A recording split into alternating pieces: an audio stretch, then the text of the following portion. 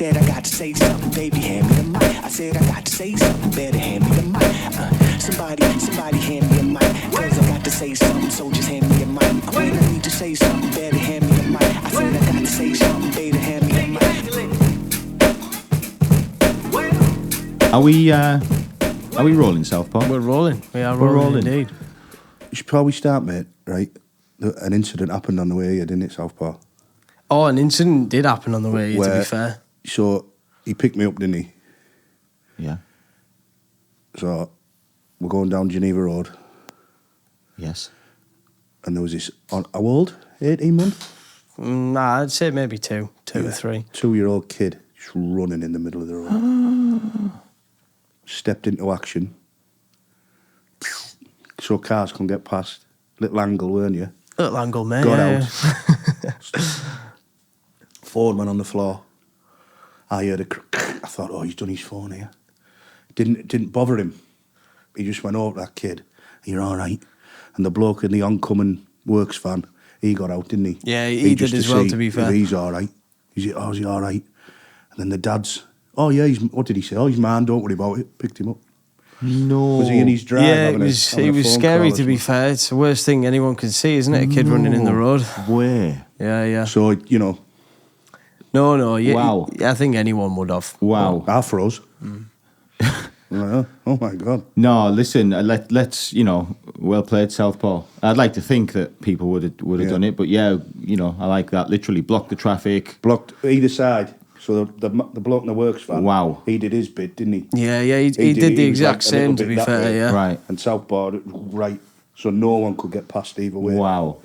Sure, oh, mate, you see a child is the worst thing you can see in a road, right? Because in theory, sorry to interrupt, Southpaw, but you are right in what you say. If you'd have just stopped straight on, if somebody didn't see that kid, they could have shot round. Yeah, that was my worry, yeah. Listen, I'm not a parent, so I'm probably not in the best position to comment, but that's quite bad. Yeah. That's quite bad, that. I know accidents happen, I get it, but come on, man. Yeah, he was so lax about it, the dad as well. Yeah. He was just like, oh, yeah, he's mine, cheers. I was like, literally holding this little kid's hand, taking him over. Wasn't aware. Oh, he didn't care, mate. It was awful. I like to think that that was an isolated incident. Yeah, but the pessimist in me thinks it probably wasn't. But no, yeah. Anyway, let's have spare a little thought for that little kid, and let's hope he gets to adulthood all right. Basically. No, shout out Southpaw. Well done, mate. That was respect. How's it all? I think anyone would have done like the same, a hero, mate. Was it? And people come on in my ears. So, search for the hero inside yourself. And then when he got in the car, it was, what have you done today to make you feel proud? Yeah, the guy starts clapping. I was like, oh, mate, come on. Yes. Brilliant. Yes. Start looking at him different, thinking, oh, he's got such tender hands. I couldn't take my eyes off him. I know, yeah. Oh, God's sake. Big things come in small packages. So they say. Oh, well. So they say. That's what my mum said. Yeah, Southpaw the Superman. I like that, mate. Yeah, it saved a life today, me, mate. Yep. You potentially could have. Yeah. You potentially could have. Yeah. Shit happens, man. So we are rolling. We are indeed. This is People Like Us.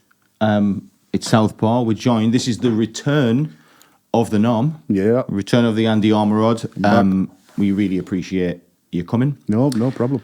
Before we go any further, we're just going to stop here because there's going to be a quick word from our sponsor. Do you have a business? Thinking about starting one? Dash, the bespoke web design and branding experts. When you have a business that needs a professional online presence, when your current website is starting to look a little outdated and tired, when you have an idea and want to see it brought to life online, that's where Dash can help. Dash create bespoke websites built around your business and its requirements, from exceptional e-commerce stores to sell your products online, to beautiful brochures showcasing who you are and what you do. The team at Dash will become an extension of your business. You'll be assigned a dedicated team who will help guide and advise from the initial design brief all the way to the website launch. Not only that, Dash provide full aftercare to carry out any changes, alterations or updates quickly and efficiently. It's like having your very own personal web development team 365 days a year. Dash understands that in today's world, the right online image, exposure, and representation is the key to success. Book in a free, no-obligation consultation with one of their experts today to see how Dash can make your online vision an online reality. Just visit www.dashmedia.co.uk or search Dash Media on Google to find out more. Dash, the bespoke website and branding experts. And we're back. So, Andy. Yeah. As I said, thank you for coming. Did you know that, I know we're still in small number land, but your appearance here when you paid us a visit, that's the highest performing video. I didn't till he said.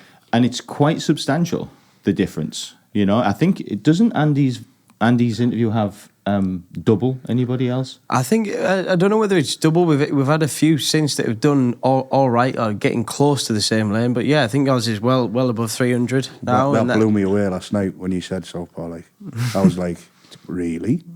Well, mate, it's I don't know whether the ladies are seeing what we're seeing. Oh, what was it? The furries? The furries, whatever it is. Yeah. But no, that was a really good episode. No, mate, yeah, it's great to have you back. That. Yeah, it's crazy to think. I know it's only small number land. You know, some people get millions and stuff, and that's obviously our target. But even then, just when you see 300 and whatever it is it high end 300? I think it's low 300s or something. Low 300s. When you think that many individual accounts, they're people who have YouTube, like IP addresses or whatever. So that's definitely 300 people. But that's not even looking at the Spotify ones. Like, and you think to yourself, like, that could be double that. Yeah. And you think, like, you know, potentially 500 or 600 individual people have all sat and watched that. That's crazy, you know. That's crazy. Like, we don't advertise it, we don't anything. And just, there's something about it because the other videos haven't performed that way. And I think, you know, you must have a small audience, you know. Must be. Because it's out of the ordinary. You know? Yeah. It doesn't fit in with the normal stuff. It wasn't you, was it, Norm, making 600 different accounts? You know? I can't lie. No, I'm flabbergasted, really, I am. So, got a couple of stories. Last time you were... Well, I haven't got stories. I want to ask you. No, do you know what? I'm going to drop the pronouns. You might get cancelled. So I'm going to leave that there. So, since the last time you were here, right, something happened. Yeah. Didn't it? Oh, somewhere where you were at, Dan. Yeah, it was. I have a, you know, something to tell you about that, as how off it of a night that was. But first things first, how did the full Monty show go? We've done 2 now. You've done 2 now. So the first one was amazing. Right. It was, we'd done 5 weeks, although it didn't look like it at the end. Right. 5 weeks of like choreography. Right. With Darian Wright. I know. Yeah. I think he won. Well, he's a choreographer now. And he won something on the BBC years ago, and he made it all up, and he turned us 5 into, well, people who could actually stand in the right place, not dancers. No. You know what I mean? Taught you some moves, though, right? Oh yeah. Like teaching you like sexy dancing, was he? Like stripper dancing? Out of thrust. Yeah. You know. Yeah. But I had it all wrong before. Right. Sorry, ladies. Yeah. But Darian put you right. Darian. Shout out to Darian. Listen, he's I know I don't know Darian personally, but I've always sort of been a friend of of Darian. Do you know what I mean? I've known him, and I hear good things about him. Yeah, he's a lovely lad. Lovely bloke. We had a dropout the first day we were rehearsing, right? So it was only 4 of us, and we needed 5. So the George Losman, who's been on here before, hasn't he? He just put something on his Facebook, but none of us knew. Anyone fancy it? And this lad replied, Naz, right? So he went to pick up Naz, and Naz came, and Naz was there for the full duration. Right. And then on, I think it was the second week, I said, "He's good, your mate Naz doing this, like, innit? Because he doesn't know the rest of us." Right. And George said, "Well, he doesn't know me." I says, "What?" He says, "Yeah, he just answered something I put on Facebook." I said, "So, hang on. So, just some complete strangers walked in there And then the next minute, we're all getting naked with him. Wow. I was thinking, I'm asking questions about this, like. Yeah. But then you got to know him, and it was, But it was, I thought myself, that's a bit strange, isn't it?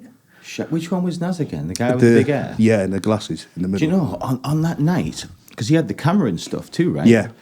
I thought he was like part of like the team. He seemed like as if he was part of the furniture. Yeah. Because he was. What was the photographs for? For the social media and he was else? putting them on. Yeah, he's an event planner at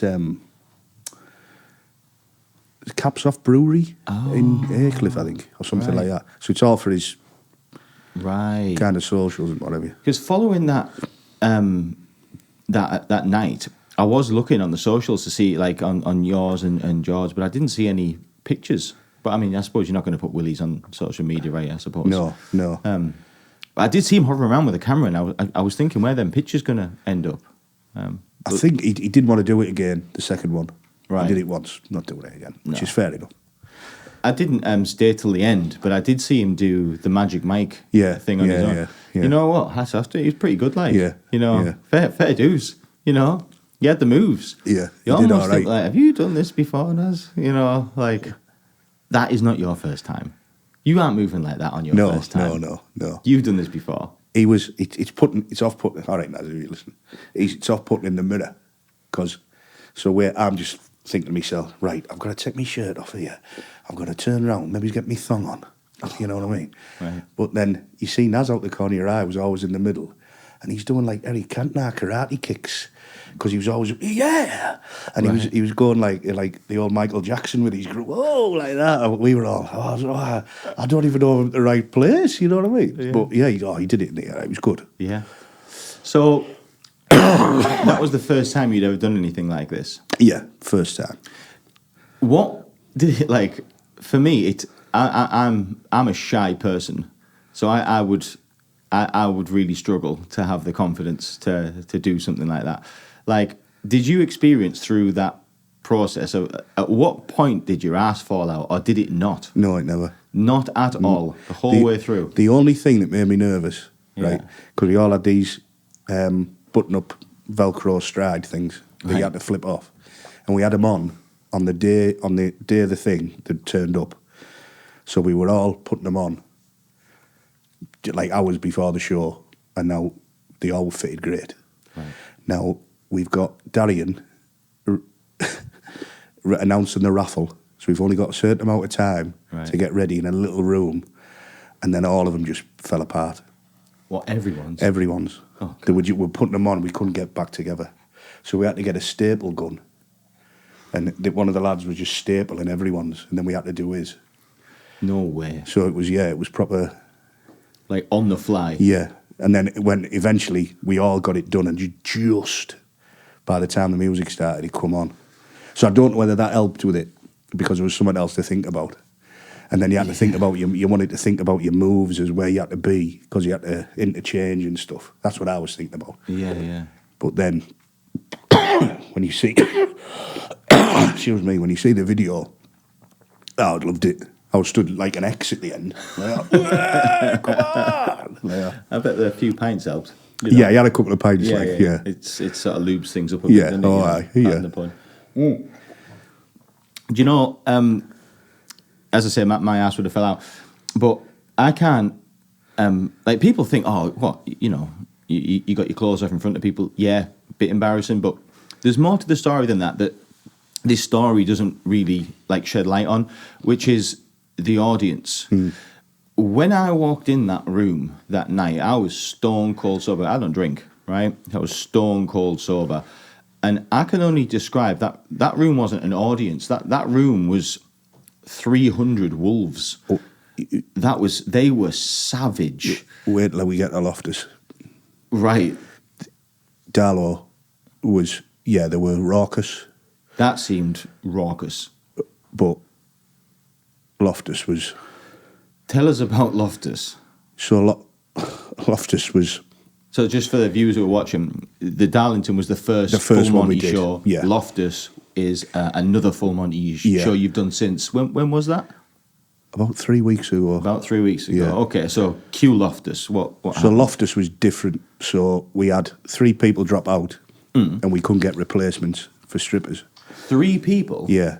Oh, shit. So, the singer, Craig, he was, this is showbiz, he couldn't do it because he was on a night shift, right?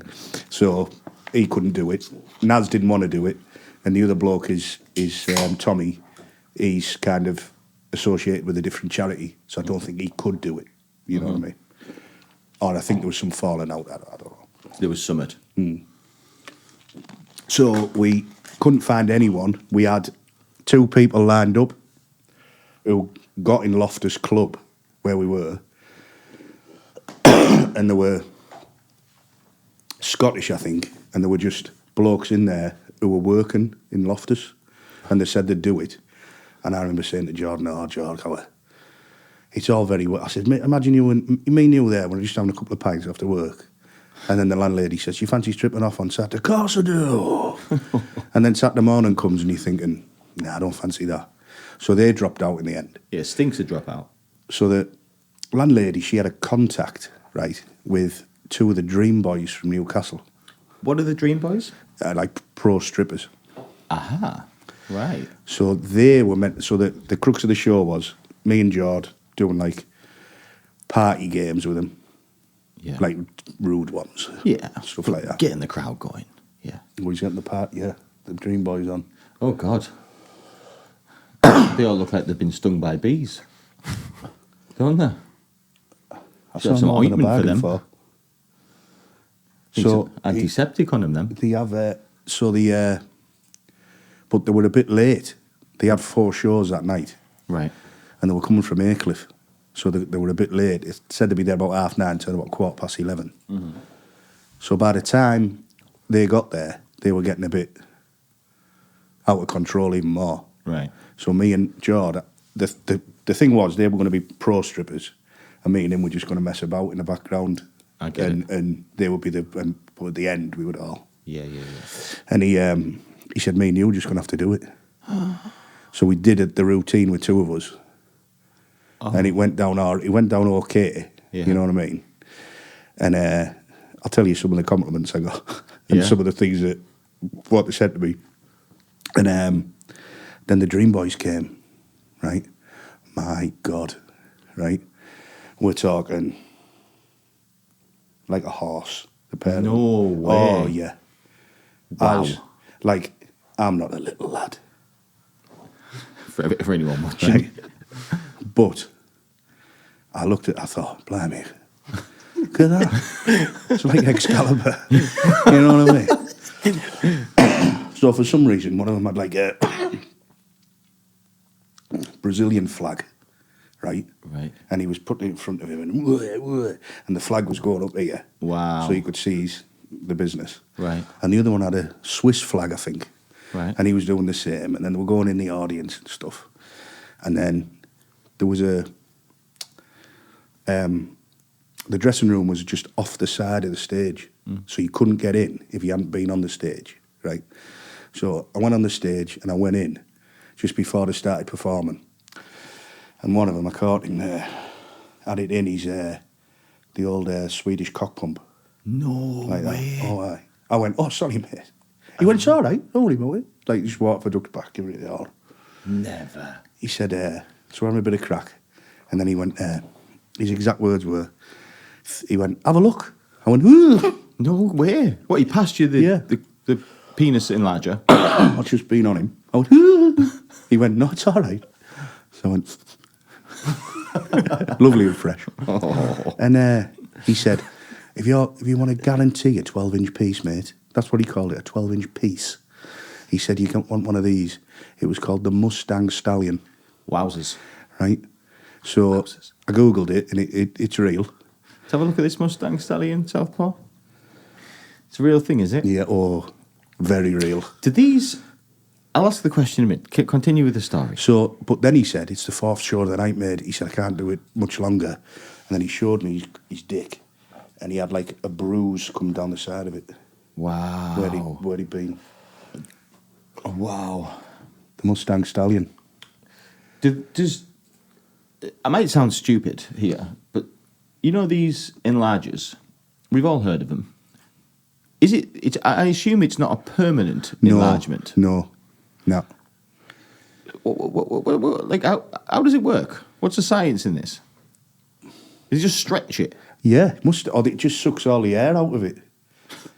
You know, like when you've got a lot, you see it on the infomercials. Got no space in your cupboard. Yeah, we'll get the air out of that. Put it in a bag that's about this big. Yeah, and then it goes. Right. So this guy had done. Excuse me. This guy had done 4 shows. 4 shows that night, and he had a visible bruise. It's coming, yeah, down his piece. Yeah, down his 12-inch piece. 12-inch piece. Wow. Well, listen, for future shows, you know, might be an idea. I know you said you're not a little fella, but you know, a bit, there's no, what is it? There's no there's no pain, no pleasure without pain, or whatever you say. So, and they all went wild for it, of course as they do. And then I was saying that the dressing room was off the stage, right? So I was just talking to him after. George was smoozing and what have you. Yeah. And me and the 2 strippers were just in there, and this lass just walked in. So she's just come on the stage. Love this. She just walked in, and I said, "Should you be in here?" Like, she went, "Shut up, you!" Like that. She went over to one of them, and she said, "Are you married?" He says, "No." He says, "You're engaged?" She went, "No." She says to him, "Right, give us your phone number." No. So they swap numbers. He says, "I'm not going to lie to you, I've got about 7 on the go." She says, "Well, I'll be number 8. Wow. And the phone numbers was right. And she said, "You just text me anytime." No and then she went. way. Not even like a kiss on the cheek or nothing like that. I was like, "Oh." And he looked at me and he went, "Perk of the job." I thought, I got 2 free pints. That was my perk. You know what I mean? Well, you're walking around with, bee stings all over your torso and a 12-inch bruised piece. I mean, and you can dance like that. I mean, of course. They're going to love it, yeah. They're going to love it. So he got that. I was in the queue for a drink. Right. Before we'd stripped off. And this lass said to me, she says, excuse me. She went, are you stripping? Are you taking your clothes off later? I thought, fans. Yeah. I said, I am, yeah. She says, why? Oh, God. I says, oh, God. I says, well, I don't have to if you don't want to. She went, it's probably for the best. No, she didn't. Did she? Yeah. Right. Cheeky bitch. And I thought, okay. Oh, sorry. I thought, okay, fair enough. Yeah. But, you're doing it anyway. And then in Darlington, they auctioned me off for 100 quid. I watched that. I saw the bidding. Yeah. Yeah. I thought it was more than 100 quid. No, 100. Was it? Yeah. What did it start off as? It seemed to go on for a while. I think it was in increments of £10. Yeah. When I seen that night, I thought, did you actually go on a date? No. Oh. She's messaged me. Is she? And I said to her, it doesn't have to be me. If you don't want it to be, I can sort it out so you can go with anyone you want. Right. And then she went, no, I'm quite happy with that. Right. But I'm a little bit scared of her. Why? Why are you scared of her? She's paid 100 quid. She has, yeah. I know, she's some money's worth. And she knows people I know as well. Oh. So she might actually get it to either. She might be one of the 300. What was it meant to entail? What were they auctioning you off for? Just a date or? Just a date. Or the full Monty? Jord has a steakhouse in Bishop Auckland. Yeah. So we were going to go there. And then that was going to be it. Right. But she said to me, she went, she says, after our date, she says, don't you worry, I'll let you dry hump me in the car park. Classy bird. So I thought, I did one of them. I went, oh, thanks. John, is that you? Hey! There's no one called John there. Yeah, you know what I mean? Yeah. But yeah, I was a little bit scared of her. I'm sure she's fine out drinking her. Yeah, I mean, she bidded 100 quid. Like, I kind of feel like you've got a bit of an obligation, you know.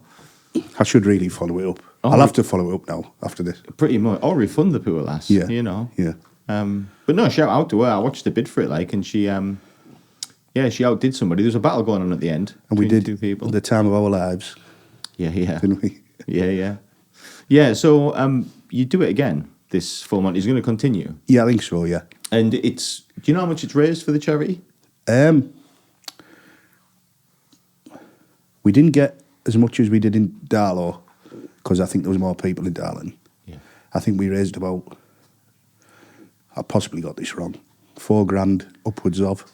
It's pretty good. And like maybe 2 at Loftus, something like that. That's pretty good, to be fair. Yeah, I mean, you probably want to invest in some, or get somebody on the door, because I know you were charging for tickets, but I remember when I turned up at the Darlington one, I just walked straight in and didn't pay nobody. I was thinking, how many other people have done that, you know? Loftus, they were kicking the door in to get in. Because they knew you were coming now. Well. That's what it was. They knew you were coming. Could be. What charity was all of this raised for? So the first one was men's mental health. Right. And the second one was someone who George knew, who he was served with in Afghanistan. Right. Who'd lost his wife. We talked about that on the show. Oh, yes. Yeah. So there was money raised for the family and stuff. That's really nice. I know when George was here, when I mentioned him, it evidently hit a nerve with him. You could tell it was it was quite a touchy, obviously a touchy subject. And I think he'd said after he stopped shooting, you know, he intends on chasing that up, let's just say, and doing more. And it's great to hear that he has. We've got to actually got a little bit of a formula now, so we could do it between the pair of us. Right. So you two can just do the striptease sort of thing? The night. Right. We'd probably have to have some other lads doing the stripping. Right. But I mean, between like that night, I was a bit like, before I went, I admit, I was a bit dubious to think like, you can't pull this off in a little way. Well, not you can't pull it off, but I thought, this might be diabolical, this. But you know what? Hats off to you. Between your bit of stand-up you did, George's crowd work is immaculate, Craig doing them songs, like, I left before you got your willies out, but, you know, the bit I saw, it was actually a good show. Yeah. It was actually good. It was entertaining. It was lively. You had the crowd going. Like, do you know what? It's good, harmless entertainment and fun. You know, it's fun. Everybody was laughing all night. And, you know, little icing on the cake is you're actually doing something for a good cause. Do you know what I mean? Yeah, no, respect to yous. I hope it continues. Cause I do. I think we've got one in November somewhere, but it's a long way off that. Yeah. So we're looking at. So how's last time you were here, we talked about comedy. How's your comedy coming along? Have you done any? Yeah, I had a really busy month last month. Right. Where did you go? I did. So I got. I did a one at the Majestic Theatre. In Darlington? In Darlow, yeah. Right, yeah. And that went down really well. Was that a solo with other people? I was with other people. With Jord or with... I've seen a lady popping up, a lady comedian, a short lady. Helen, yeah. I've seen her popping up a few times, that face. Who is she? Helen. She good? Yeah? She did the same course as me. Okay. And did you meet her there? Yeah. Right. And she's... we run that night at Dr. Inks. There's me and 3 others who were all in the same course, and Helen's one of them. That's the Wonky Carrot. That's it, Wonky Carrot. Yeah. But Helen is... She's like a bit of a go-to around the circuit. Well networked sort of thing. Good contacts. Yeah. She must have been doing it a long time, right? It's not the same as me. Really? It's like 2 years. How has she got such a good network so quick? She's good. Is she? She's like... Because she's really like... She's like 5 foot, something like that. She looks... So you don't think she's going to say what she says. Yeah. But... What's her style of comedy? Jokes, like me. Just so like old school Tommy Cooper type jokes. Yeah, she'll start a little story, but there's a definite punchline. Right, you know what I mean? So we're quite similar like that. Yeah. Not big, drawn out, long. Where you could get lost in it. Yeah, that's a dangerous game. The long drawn out stuff, isn't it? Because you know, like if you're doing the short jokes, again, I said this last time, I don't know nothing. I just watch a lot of it. But if you're doing the short jokes, if one doesn't go down, not long after, you've got another chance and another chance and another chance. If you're going on these long-winded stories, like if you take 7-8 minutes to get through a whole thing, and it doesn't go down well, and then you start again, that's 15 minutes with no laughs. And there has to, it is, for me, if it's all right doing a big story, but there has to be gags in it. Yeah. Because if you're getting lost in it and the payoff isn't as good as, what it could be, you just sat there and you think, what was he saying before? Oh, I see. Oh, it's too late for me to laugh. Yeah. Yeah. I guess, I can see that. And now I cast my mind to the most recent one I watched was at the weekend. You'll know Cat Williams. Yeah. Great comedian. Probably, in my opinion, one of the greatest comedians. In my opinion, he's in top 10 ever, Cat Williams. But he's just done a new one, Woke Something. And a lot of his jokes are about wokeness and current events, let's just say. But you are right, as he told story jokes, but all the way through, literally every 15, 30 seconds, there's a laughy bit, a laughy bit, and it ends in a bang. Yeah. So that's quite an art form, isn't it? But I did Helen as well. Yeah. We were in Billingham, and Arthur Smith, have you heard of him? No, who's Arthur Smith? He's one of the grumpy old men. Right. He was at a telly programme. I think he did Red Dwarf. He'd be nearly 70 now, I think. Right. And he was on with us. Okay. And I was interested. I was thinking, what was he getting out of this? Because he said, I've got nothing new. Or nothing like that. And he was doing 2 nights at this place in Billingham. And that's him, Arthur. Where have I seen his face before? Lovely man, he is, old Arthur. What was he in Red Dwarf? I don't know, Maybe, was he the computer screen? No, that was somebody else. What was he in Red Dwarf? But anyway, so I do recognise his face. I have seen him about before. All he did, come on. And me dad was there, and me stepmom as well. And we couldn't really hear him where we were from very well. But my dad said all he did was he said, I'm going to tell you some old jokes. And they're all just jokes, you know what I mean? Is he a stand-up comedian? Yeah. Right. But he's acted as well? Yeah. Right. Yeah. That's always a good thing, and I think it's a good opportunity for comedians. I think because you're funny, I think that there is... It's timing, isn't it? Yeah. You're timing with it. Yeah. I think comedians often, in my opinion, make the best actors. You get classical actors, obviously, people who are trained, fully fledged actors, of course they're the best.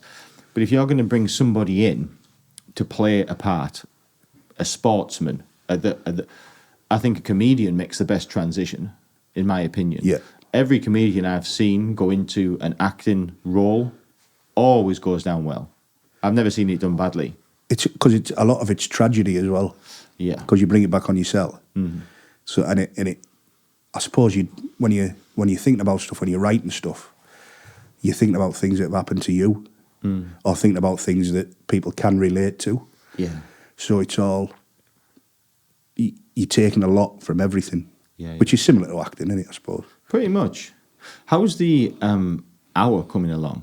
I think you were in the process of putting together an hour. I did. Coughing again. Because that's the mecca, isn't it? The hour. I did one for Jord last Wednesday. Right. At the Mowden in Darlow. I saw that. Yeah. How did that go? Brilliant. Yeah? Yeah. Was it a big audience? Because it's a small place. Yeah. About 30, 40 in, something like that. Yeah. And he said I did nearly 3/4 of an hour. 3/4 of an hour? Yeah. Right. So I'm getting there. You're getting there. I'm getting there. What's your, right, do you ever, how do you come up with your material? Do you sit down and write? Do you actually take time out to, right, okay, I'm going to sit down and write funny stuff? Or, what's the creative process? How does it come about? How do you get this material? Something will catch my eye. Right. Or I'll hear someone say something. So I've got a thing at the minute which I'm trying to get to grips with about graffiti around the Eastbourne, like my area of town, and what's written on, you know. Someone's always a grass. Yeah. Always. I've got one of them. You've got a someone's a grass. Someone's a grass. So you got your standard one, so-and-so is a slag. That's my favourite. Yeah. The slag one. And then they're your standard ones, and then I've just made up a load. Right. So I'm trying to work on that. And then I was just going through some of my old sort of books. Well, book. A couple of pages though. And I seen a joke. I thought, have I wrote that, or have I seen it somewhere? And I couldn't find it anywhere. Yeah. So I used it at the mountain. And then the page before, I'd done side hustle business ideas, just for the names. Right. So I'd done like you need a way in, you need a unique selling point. So my first business was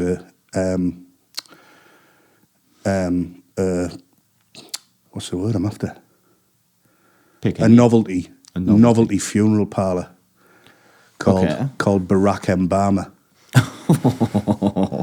Yes, Barack Embalmer. So if I get a few of them, you know what I mean? Yeah. Right. No, I can see that working. Yeah. It's not a bad name, to be honest. And then if you hear something, or someone says something, but I don't know how PC it is, right.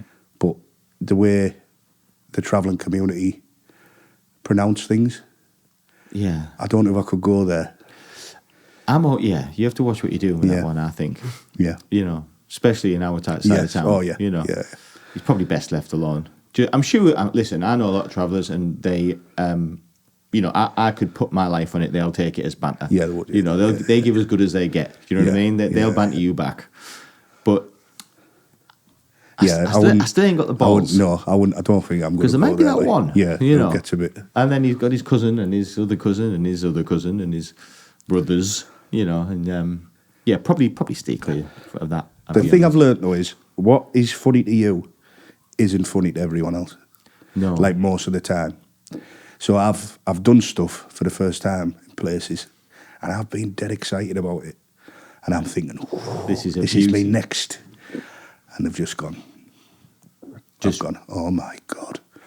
So you like, as a rule, I think you have to try it maybe 5 times. I mean, just while we're on sort of like danger in comedy, I mean, you told me this in the car. I hope you're all right to say it in here.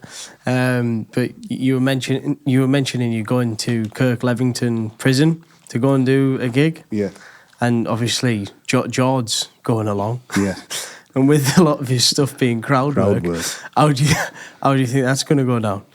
I think it'll go down quite well. Yeah. To be fair. But it's an experience, isn't it? Like. And you have to wear like a stab vest, right? Yeah. just in case George takes you too far with the big bike. Yeah. I often think George's style of comedy, to me, would be the most difficult. Because, to me, well, saying that, maybe I've thought about that wrong.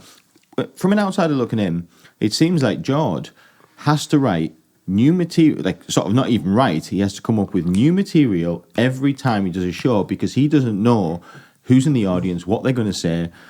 I often think that would rack my nerves.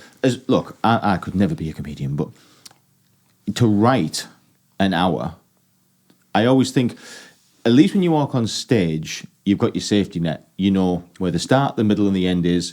Yes, there's going to be a few twists and turns, but for the most part, you know sort of where you've got a plan. I'm structured. I know where the big laughs are going to be, or I laugh.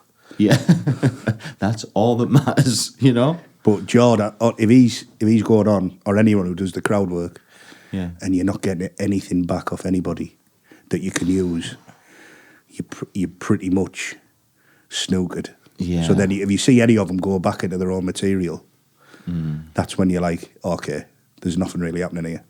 Yeah. So as well, you'll hear a lot of them doing the crowd work. And then they'll say, oh, I can't get anything off you.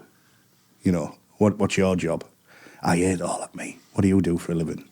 What's this? I think there must be a better, because everybody does it, don't they? What do you do for a living?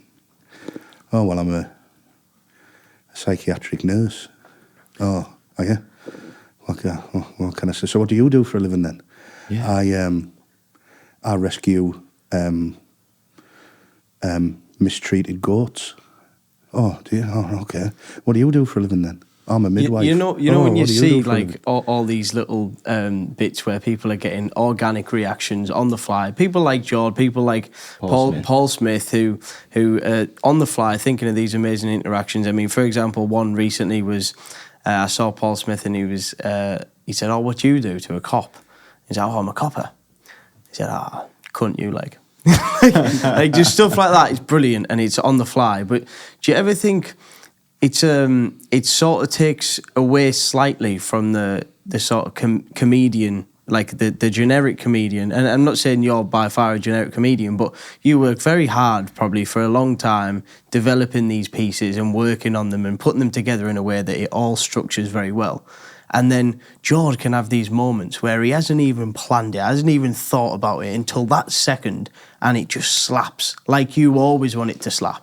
Is there something in that as like a person who works really hard on their material? Is there something where you think, fuck's sake, like it marries together, right? So most people who do the crowd work are your MCs. So he's whipping them up. So his job isn't to be better than the comedian, but to make them, get them in such a place where they're ready for you, you know, they're oh, come on, this is it, yeah, come on. Right. So it sort of marries with each other. Yeah. But once you get more experienced, you do crowd work yourself. So in between the jokes now, this is why I'm lasting a bit longer, I'm talking to the crowd as well. Yeah. You know. So I do a joke about... I told you it last time, I think, about sex noises and stuff. Brilliant, yeah. Yeah, so the end one is my girlfriend of 10 years ago sounded like a South African, a very agreeable South African, right? What's that sound like? Yes, yes, yes. Right? But at the Majestic, she's in the front row. Right. So the MC had already spoke to her. Right. So I thought, shall I? Because you're not really supposed to punch down. Right. But I thought, shall I? So yeah, I did. I just made it. I said, we used to go out together. And everything I said about, you know, I'm bad at sex, well, you would know, and all that. I kept going back to her, and she took it really, really well, you know. Right. So you incorporated her into your act, in essence, and made her that South African. She was. She was. That was actually her, yeah. Right. What, really? Yeah. That's what I based it on. Right, okay. So you're saying, like, how do you write it? Yeah. I was thinking about the sound, like, because it's a distinct sound she used to make. And then I was thinking, well, what are the other sounds? So then I went through what I thought the sounds were, and that's how I wrote that routine, because on the back of that. Right. So, yeah. So you don't necessarily sit down, like, at a computer and think, this is writing time. No. I'm going to write comedy. No. Do you make notes? Do you have a notebook? I've got a little, you know, like a policeman's flip thing. And every time you hear something or you think of something, you jot it down. I just put it down, yeah. And, you know, when you sat on the couch, when you sat on the toilet, you'll just have a bit think and just, and ponder it. Yeah, how could I get that in there? How could I... And stretch it out. Yeah. Yeah. Do you know, there is loads of funny things, isn't there? Like, you just see loads of funny things just in everyday life. And I guess if you're a comedian, that's your skill. You're able to look at that and ponder it, think about it, and drag it out into something funny. Yeah, but I think I often think as Southpaw called it, like the generic comedian, the guy who tells jokes, and I think the guy, what George does and Paul Smith does for the most part. I don't know if George's got material too, but for me, they seem like different skills. They seem like a different art form. Both of them incredibly talented, you know, very talented. But I often feel that to do the generic comedian, where you are telling stories, telling jokes, that doesn't really require you to be quick-witted. No. You know what I mean? Yeah. You could, in essence, be slow, as long as you've got good material. It helps probably to be fast. But I think in George's skill, it is 95% dependent on your quick-wittedness. It's basically like banter. And it's been. We all know people. Like I know people that do what Jord does just in groups, like our group. There's always that friend who's the centre of attention. Yeah. But he's hilarious. Yeah. Like anywhere you go, and you can go in. Like I can remember back in the day, being in with a group of friends and going into a social situation. For example, being in a nightclub, going outside for cigarettes at the back, and there being a group of girls or another group of boys, and he had the ability to just go in and he'd have everybody bad. Now, granted, he went wrong sometimes, and he was normally the one to get the black eye, but 90% of the time it worked well. And I always think, that people like that could have probably... So what he did was, like last week at the mountain, he went, what do you do? What do you do for a living? Yeah. And they said something like, I'm a postman. Right. And he went, so like a postman on the pornos, because I saw these porno ones. Right. And this happened. And then he did that, and he got a couple of laughs. He said, what do you do? And it was like, oh, I'm a nurse. And he went, what, like a nurse from the pornos? So he went around about 5 or 6 jobs, and they all just fell nicely for him. And he used the porno. And he was going, so he's like, so what do you do? Oh, I'm a photocopy repairer. Well, I was watching this porno once. Yeah. Was it like that? Just 5 or 6 of them just fell nicely for him. Yeah. And he got big laughs off that.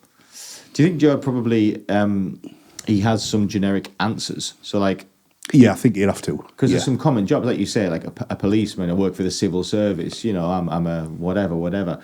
There's popular jobs. There's jobs that you hear. I work at Amazon. Like that's something you're going to hear a lot. Do you think he's got some generic go-to like draws in his head? He's got to have. Yeah, he's got to have. I've heard that Amazon or a postman thing, right. And I've heard it a few times where they'll go, "Oh, what's the best parcel you've nicked?" You know what I mean? Yeah. Or went missing. You know what I mean? Yeah. Yeah, you do. You've got to have. I don't suppose you could do it otherwise. No. Yeah, it's both of them. Fascinates me. I am a fan of comedy. I genuinely am a genuine fan. When other people watch the soaps, and other people sit down and watch it, I'm watching comedy. I genuinely like it. I admire it. I think it's a beautiful art. I think I think it's amazing. I think comedy's having a huge, time at the moment. I think it's bigger than it's ever been right now. Yeah, comedy's amazing, and if you've got a stand-up comedy course in Stockton, that's all I did. Yeah. Well, that wouldn't have happened 10, 20 years ago. No, definitely not. But yeah, look, I'm looking forward to seeing it. I brought you a present, Norman. Oh? It's a present and also an experiment. All right, okay. Right, we're going to get involved in this. It's not a red thong for stripping, is it? No, mate. No, it's not that. No, we'd all like to see that, wouldn't we? Last time you were here, we saw you do something, and we saw you eat. Oh, black pudding. Some black pudding. Hey. Some raw black pudding. So, for anybody watching, because we have international viewers now. Yeah. Yeah. In time we'll have this in different languages, obviously. For those people who don't know what this is the Bury Black Pudding Company, the finest quality, I may add. What is black pudding now? Blood, I believe. Yeah, I think it is, with what looks like cartilage in it, basically. Yeah, it's pig's blood. Yeah, and last time we were here, we watched a video, I'll do that in a minute, of Norm, Andy, eating raw black pudding. Black pudding, it's a Marmite thing. I think you've got to have a certain stomach to eat it cooked, but I've never seen raw. So, first things first, I want to see you eat some live, or you can say the jig is up, it was a joke. And then me and Southpaw are going to try it raw. Oh, really? Yeah, really. I had some free Levenses. Did you have a wagon wheel? Oh, you had 2, didn't you? 2 wagon wheels. 2 wagon wheels. For me dinner. Yeah. So, these are the black puddings. You can take that one home. No, that's for home time, Don't say we don't buy people now. Thank you. So this is some raw black pudding. So I'll tell you what. No, you show us how it's done, mate. Let's have a look. So forget about the knife. I have just checked. and black pudding, it is safe to eat right from the pack, called If You Wish. I mean, I wouldn't recommend it. So this is dried pig's We'll get blood. the fragrance first. Oh, God. Well, it smells like black pud, whatever that smells That of. wasn't a good reaction, that, no. Yeah. On a quality scale, where'd you rate that black pud? Is it, as it says on the pack, finest quality? Is it finest quality? Usually I smack it on my cheek. Right. Seems to work. You know what I mean?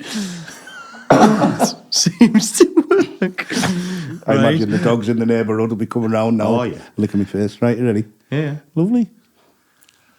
Lovely, yeah. It's a big bite. Well, ladies and gentlemen, it wasn't a joke. I didn't know whether you just spat it out after. No, it's lovely. It's lovely.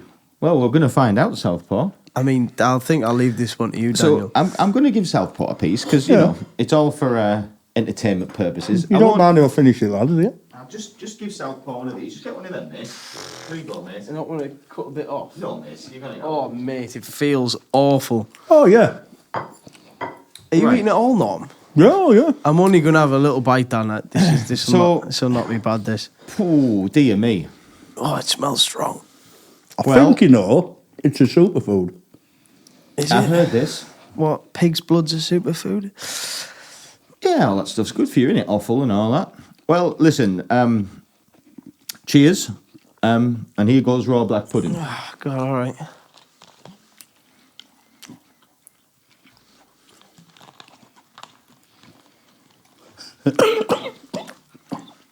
You know what? That actually wasn't half as bad as I thought it would be. Same. It wasn't that bad. No. I mean, it wasn't. It was far from nice, but how could I come? What does that taste? I almost want another bite. Yeah, I do too, weirdly. I just want to see what it tastes. Let's just have one more. Smallish. I don't know. No.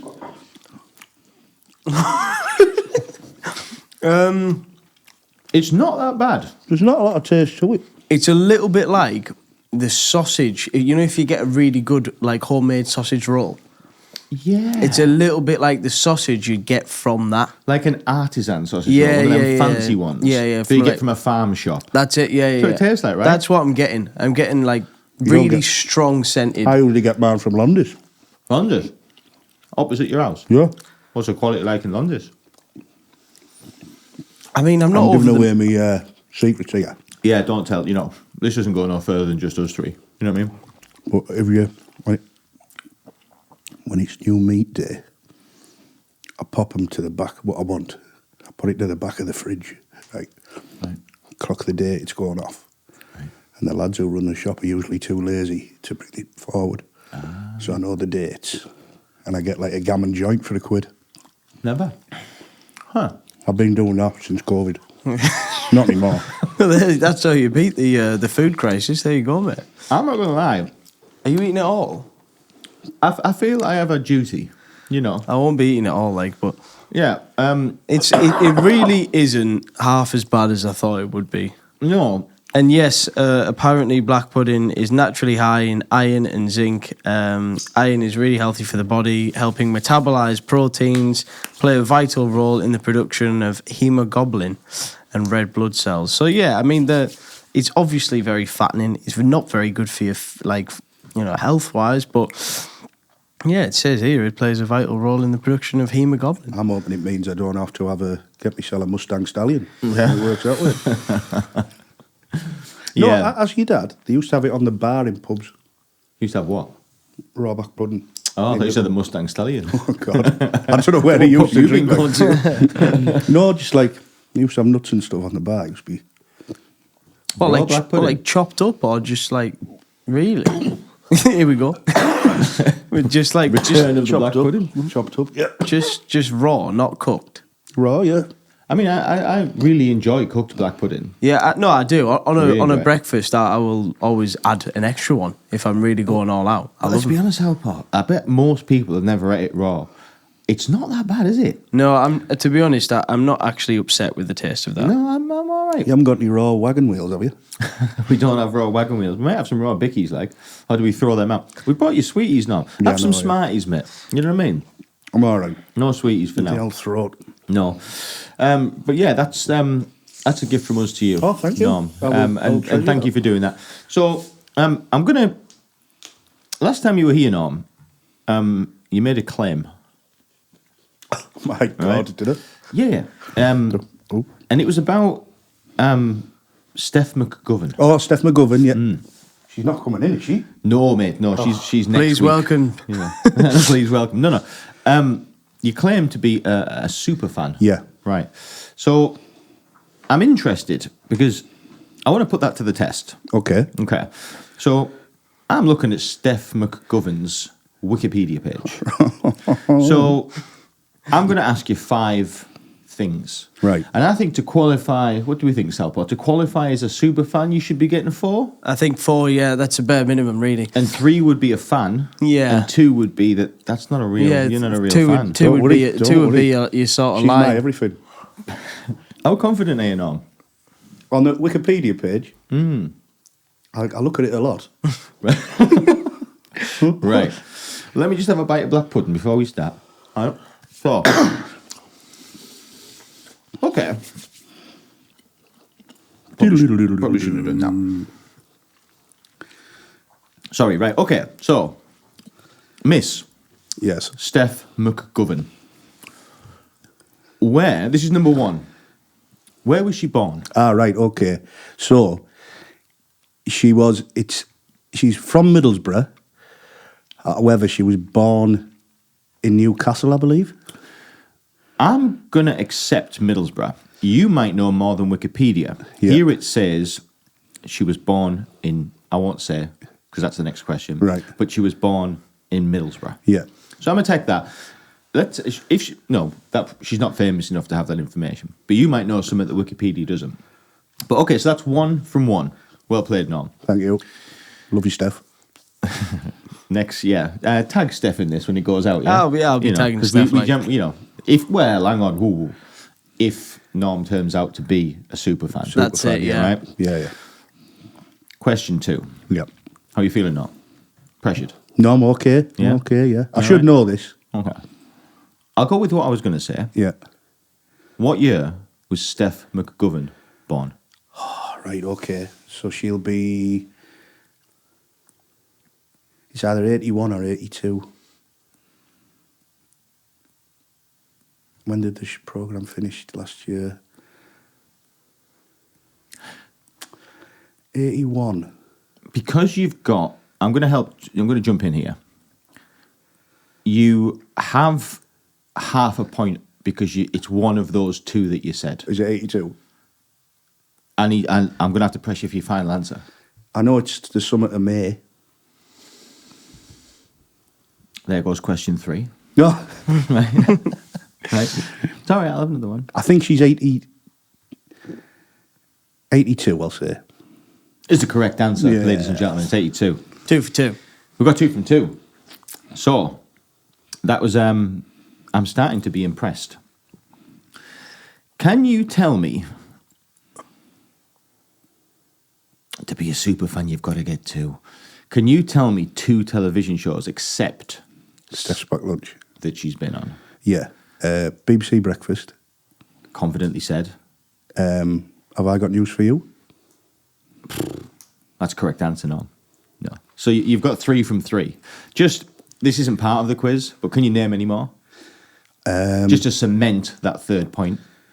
Watchdog. Would be correct. Well played.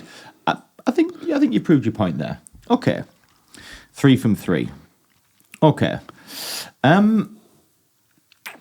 Does Steph McGovern have any children? Yes. She does? She has a girl. She does. How many children does she have? 1. That's 4.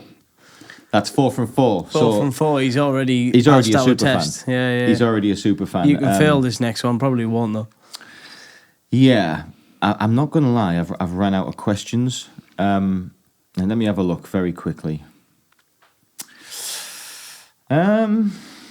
Personal life. Okay. In a personal life, on Wikipedia, there's a block of text, and I'm going out on a limb here. It says McGovern is a former champion. Yeah.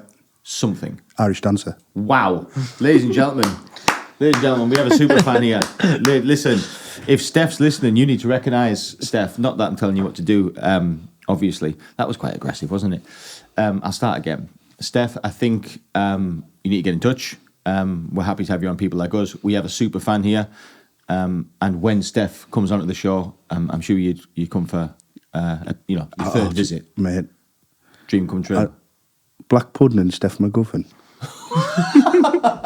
What are you doing to me? Yes. My God. I love this. Yeah, we've got a real life super fan here.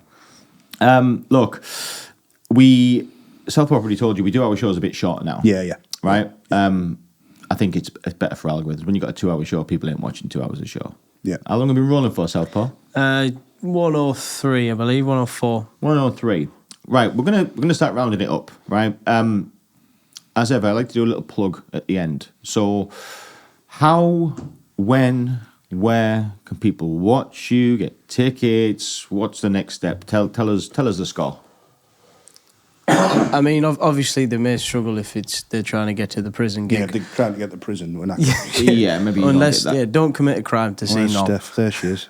There she is. Show the camera, Steph. Look, genuine super. That was fan. off her Instagram that I cropped up. That was when you had a day out, wasn't it? You two. Oh yeah, that's what I like people to think. Would you share your black pudding with Steph? Yes. Would you? I don't think she would eat it. Of a 4-pack, how many would you give her? All 4. All 4? Yeah. What if you'd had no dinner? Still all 4? I'd sacrifice anything for her. Right. I mean, that's beautiful, no? We got a man here that's got 5 from 5 and would give away, when hungry, all 4 pieces of black pudding. Pieces of black pudding. Yeah. That's beautiful. It's a beautiful thing. It's very nice. It's a beautiful thing. I feel a Christmas single coming on about that. Watch this space, ladies and gentlemen. Steph and black pudding. Yeah, McGovern and black pudding. There's something in that, right? Yeah. So, So how can people? When's the next day? When's? My next one is the prison one. It is the prison one. Yeah. Is there any more booked in? Yes, there's a Tuesday after that. Details to follow. Details to follow. But if you want to, it'll be on.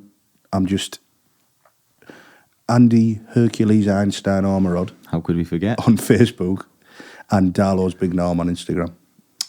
Great social names. Yeah. So for information and updates about where to watch it, when I assume you always publicise it on these platforms. Yeah. Yeah. We got the Wonky Carrot. That's coming up the 2nd of June. Tickets are available. Beautiful. And it's free. We'll leave a link to that in the description. And if there's any more dates in the meantime, you get over before we put this out, we'll make sure they're on there. Champion. Andy Ormerod, thank you for speaking with people like us. Everybody watching, listening, I haven't been told to say like and subscribe and all that, so please do that. Thank you for watching. We love what we do, and it's all possible because of you. Yeah. That's it. See you next time.